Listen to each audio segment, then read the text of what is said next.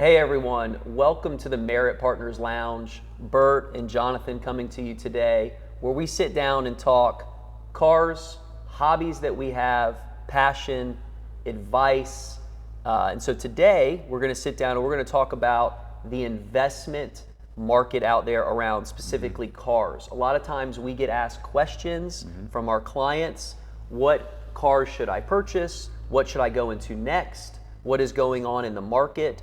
And we love doing that. First of all, it's a deep passion. It's Burt spearheads a lot of that. It's a deep passion of ours as the company. It's a core foundation, less about a dealership, more about creating relationships and bonds around providing great advice that we would to our friends. And so that's why you see a lot of the cars that you see in the background, and why we have the cars that we do is because that is the philosophy that we carry. And so all that being said, we are going to answer a lot of those questions here today and have a conversation, which I'm really excited to be here with you. And I look forward to it. And so the first question, opening up, is what is the prevailing market right now? What's the landscape that you're seeing in the overall car market in general, and how we should respond? It's a great question, and I think that near term right now, it's interesting because we've gone through such a time of we've had great success in the market and things have been easy. It's been easy to go out and buy pretty much any car you want to, watch the value go up, and enjoy guilt-free driving. Driving without consequence. I could go out and drive my car. I could get great value in my trade-in, whatever it may be.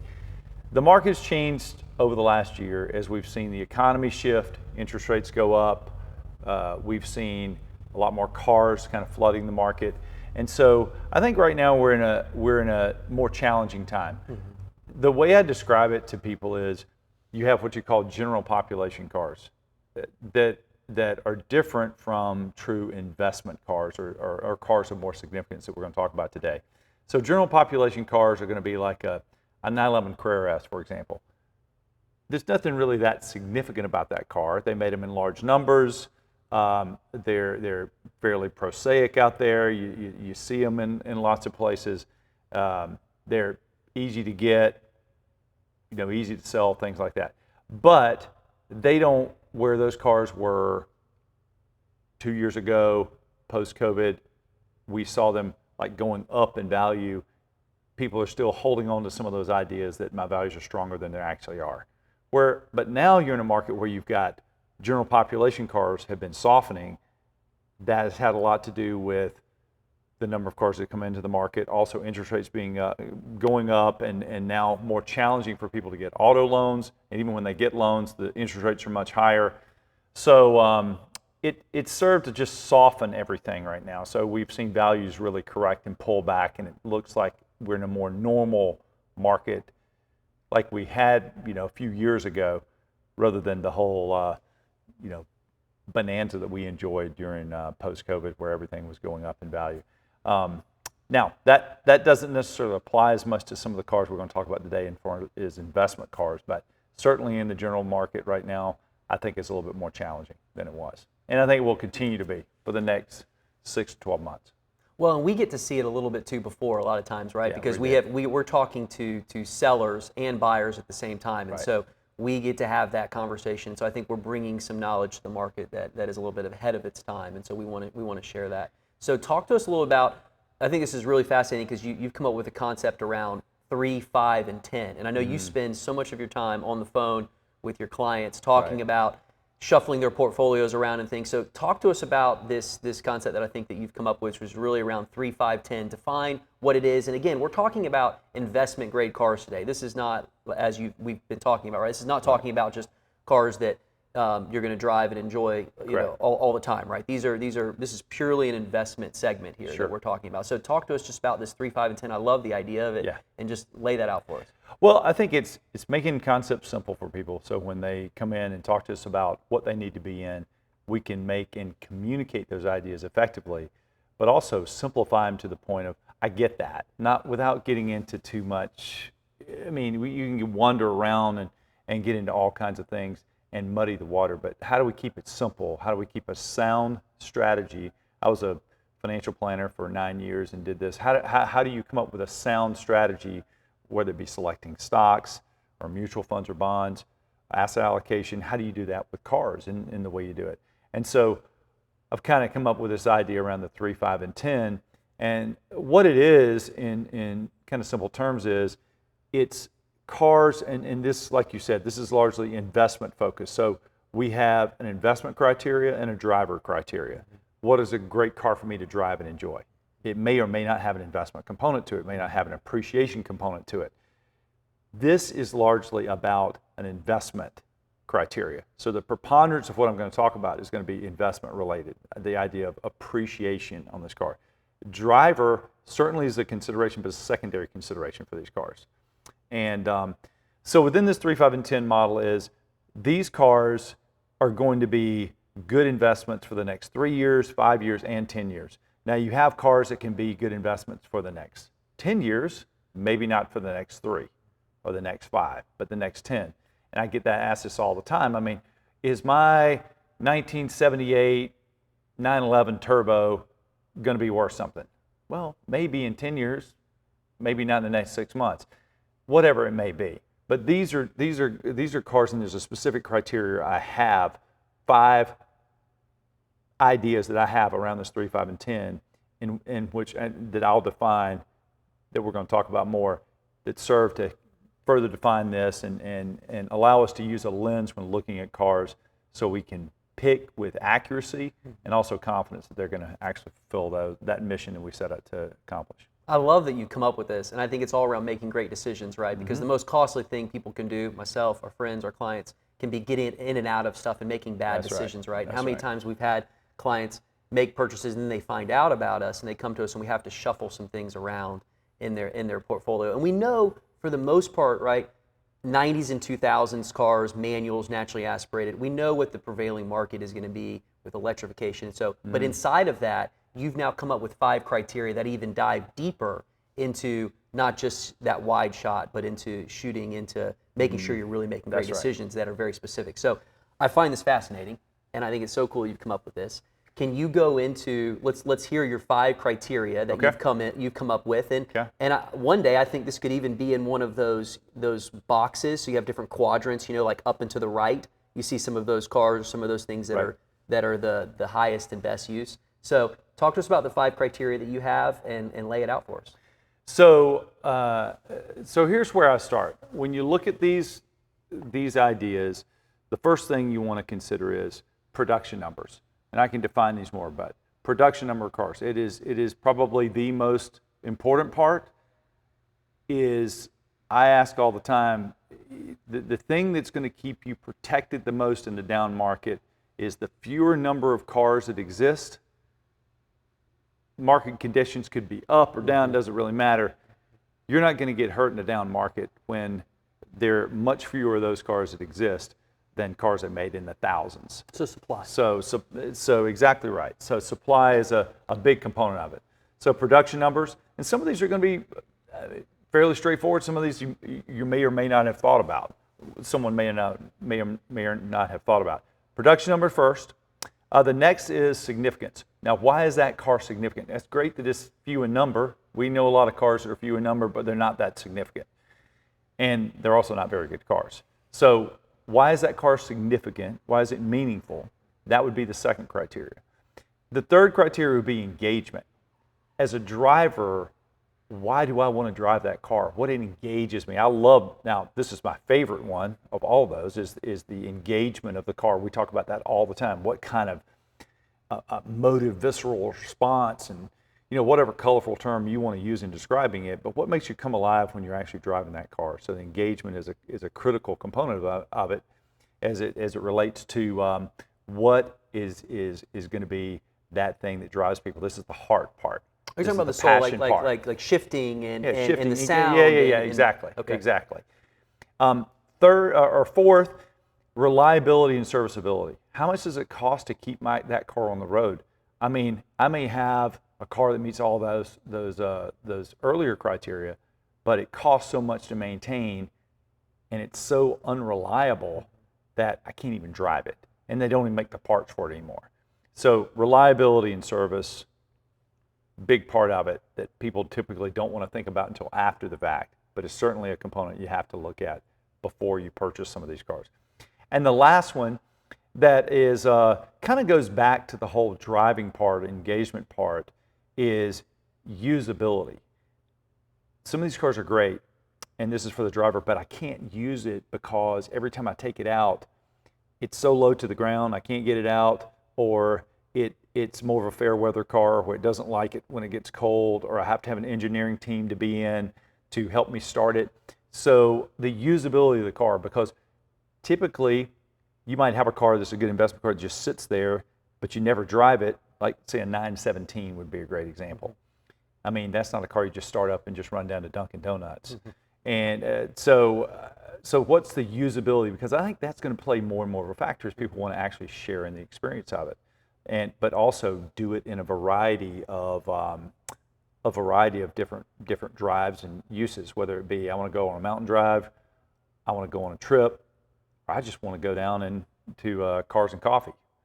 So that usability component. So those are the 5 criteria that I use. Those are excellent. So 5 criteria for them. Absolutely love that you spelled that out. It helps us really narrow down and get focused, right? We want to get focused in the purchases that we're making and providing great advice. And so can you bring that a little bit for us into the real world, right? You get asked questions every week. We're all on different phone calls and shuffling portfolios around. I mean, just last week we had a gentleman come by. He's got about 30 cars, and we won't get into specifics around the cars, but you know, he's thinking about how to think about his 30 car ownership. But this could also be 5 cars that you have. It's not limited, I think, to a specific number, but so could you share some real world use case scenarios that we may find interesting around implementing these 5 categories? Sure.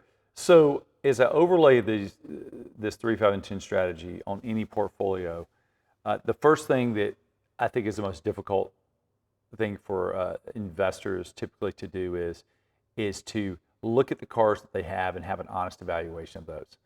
And because many times this means getting rid of a lot of the cars that they have in their portfolio, or saying, do you really drive that? Does it really meet this? And then knowing that they had this car, I wasn't in a good headspace, or maybe I just wasn't thinking when I bought this car, or I bought it way too high.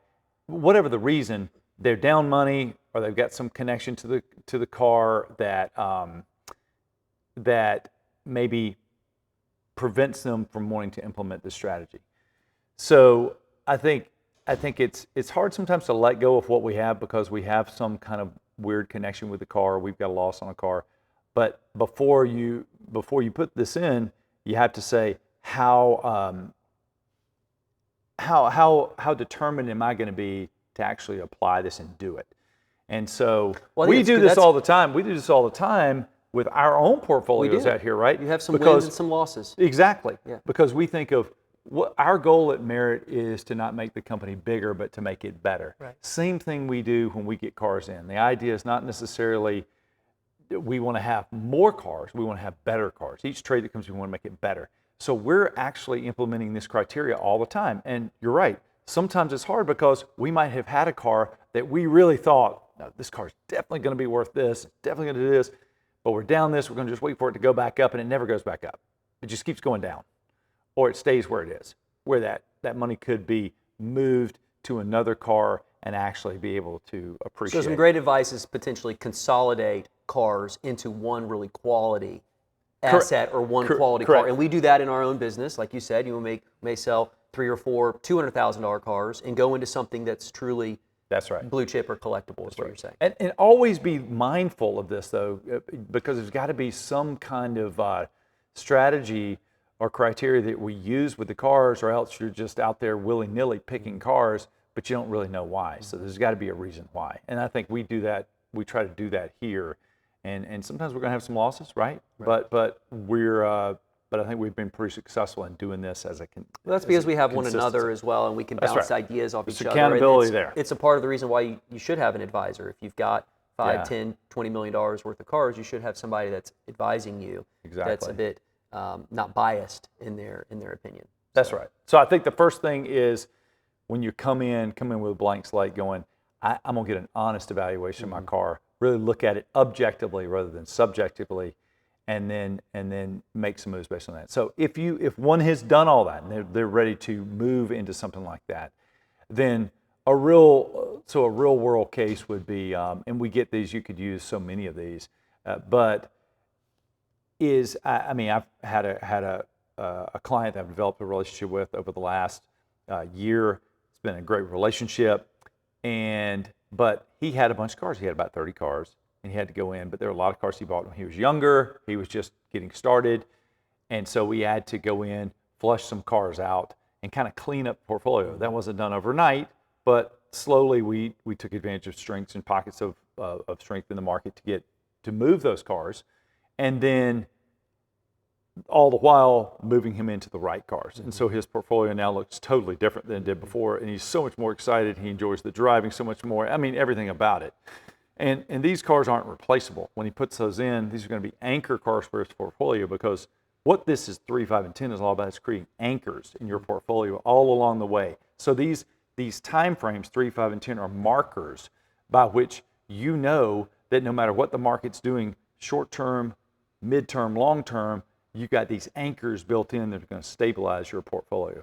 So you're mixing and matching. You're not putting in all Carrera GTs, for example. You're putting in some other cars that they have some Not all Carrera drivability, GTs, usability. you kind of got me on that one. I know, Okay. but notice Can't I say did, but I did use that. It said not all. I mean, a Carrera GT. So let's talk about this.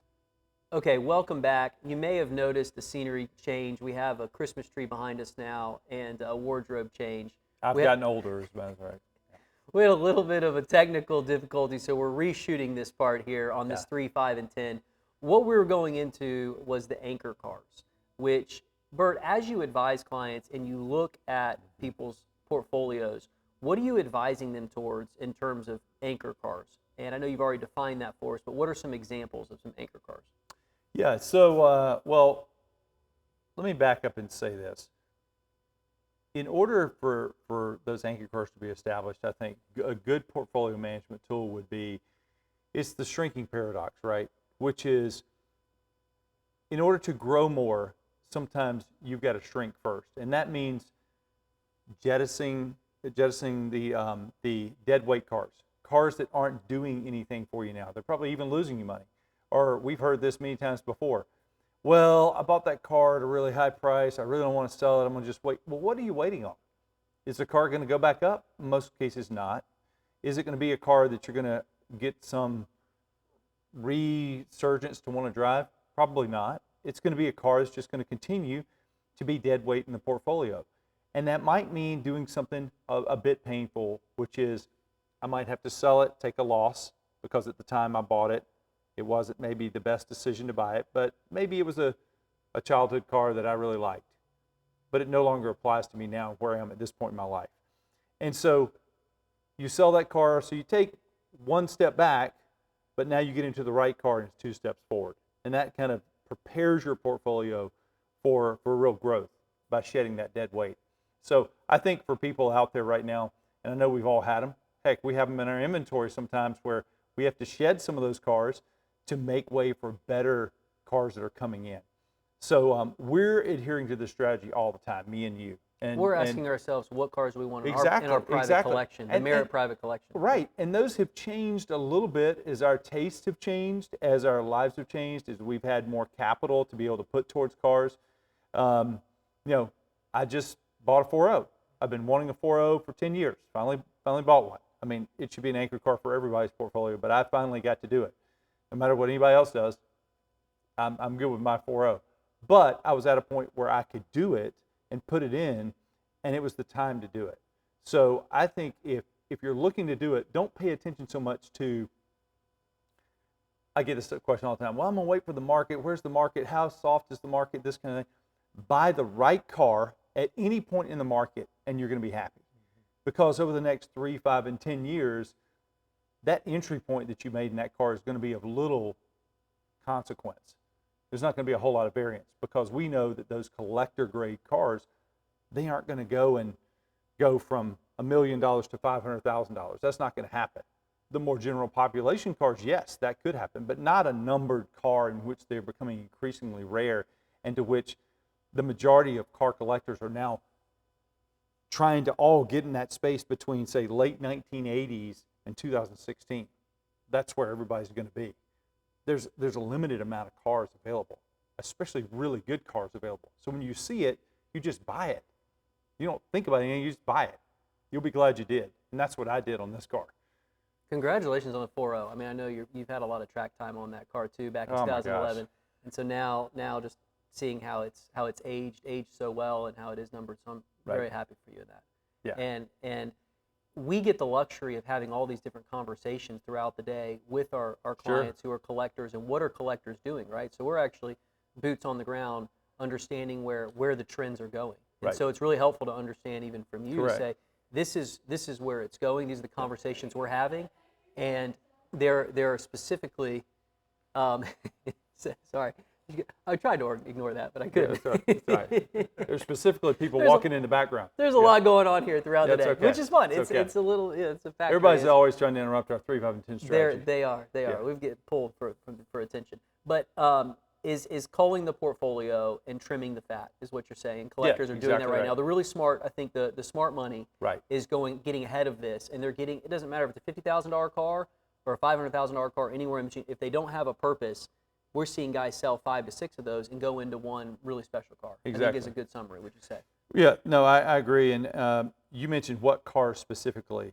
Well, I think the car specifically really depends on an assessment of the portfolio first.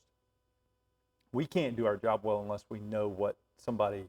We got to ask the right questions. We got to find out how they want the car to be, how they're using the car, what they want the car to do. Do I want it to be an investment car? Am I going to drive it on occasion?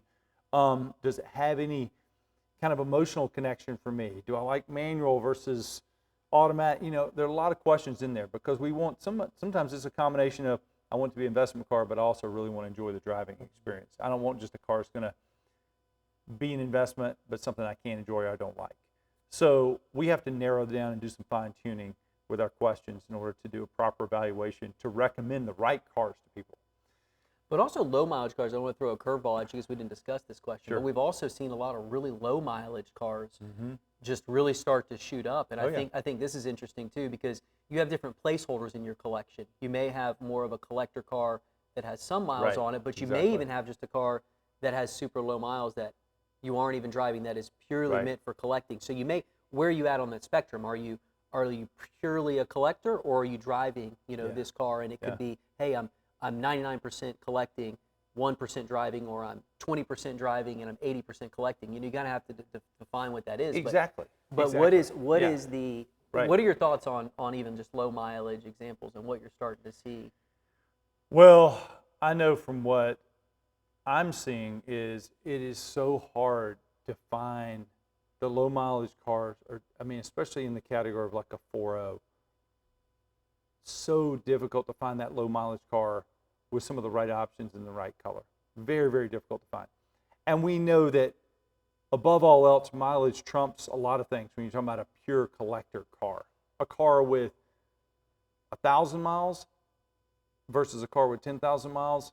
Yeah, they're going to both rise, but there's going to be certainly an exponential rise on the 1,000-mile car just because it's the rarity within the rare. It's the 1% of the 10% of those cars. And so they're just hard to find. So you talk about finding a 4.0, which is hard to find. Then, let's say I want one in not white. I want it in black. Well, then that's much harder to find. And then you say, well, I want a black, but also I want it to have 1,000 miles on it or less. That's almost impossible to find. And PCCBs, and lift. And all the things. I know, it's funny when people come, well, I'd really like for it to have red stitching. I'd like for it to have PCCBs, but, and you just kind of laugh and say, let me show you the database of the cars. Unfortunately, only 3 cars in the world like that, and they don't exist. So I think it's a matter of mileage is a big, big deal. And so if I saw the right car with low miles, I would be much more aggressive on that car, no matter what the market conditions were, over maybe trying to find mileage not being as big a thing. I think you'd maybe try to time the market or maybe place a little bit more on market conditions if you were going after a driver car than a pure collector car. Great answer. Yeah. Okay, so back to the anchor cars. So what would you define just current day, and let's just put it in the Porsche world for now. What are some anchor cars? Okay. Why don't you take one air-cooled car and one either halo car from Porsche or something like that, or water-cooled car? Sure. So I think let's just take with that time period, late 80s through 2016. It's not just one car you own, like maybe just a Carrera GT. It would be, I think, really good to have something in each era in a perfect world. Like, for example, my water-cooled car, the GT3 RS 4.0. My air-cooled car, a 993 GT2. My hypercar, 918 or 959. Those are some examples. Now, there are some other good cars in there. 911R, it's a great car. Good cars in there. But what car best fits someone's portfolio is going to be really about that evaluation process that we go into and how we determine. And then what color? Okay, well, does it have to be this color? And does it have to be these miles? We got to get granular on that, but that's really getting down into asking more questions and finding out what the length of time is they're also looking at. And do they have a tendency to go, yeah, I'm getting bored with this, I want to flip it in 6 to 12 months? Or are they really, truly going to stay in there for the next 3, 5, and 10? Or somewhere in between? But those would be great examples. Those are can't miss type of cars that are exceptional to drive. They go with that whole, my parameter, the lens in which I view things. They're exceptional to drive. They're high on reliability and service. You get that emotional connection to the car. They have just a great investment outlook on that, and that they're very low in production numbers. So all those cars fit that criteria. Take us through a little bit of your process, just in wrapping up, in terms of how do you go about evaluating when you get a phone call or when you look at a portfolio. Can you take us through your process a little bit on how you do that with the client? Sure. So I think the first thing that I would do is, after asking a few questions about initially what they called in on, if it was portfolio, here's my portfolio, what do you think? I think you go through each individual car. Instead of just starting out with questions, I think it's best to get to know the client initially through asking, what do you have now and why did you buy that car?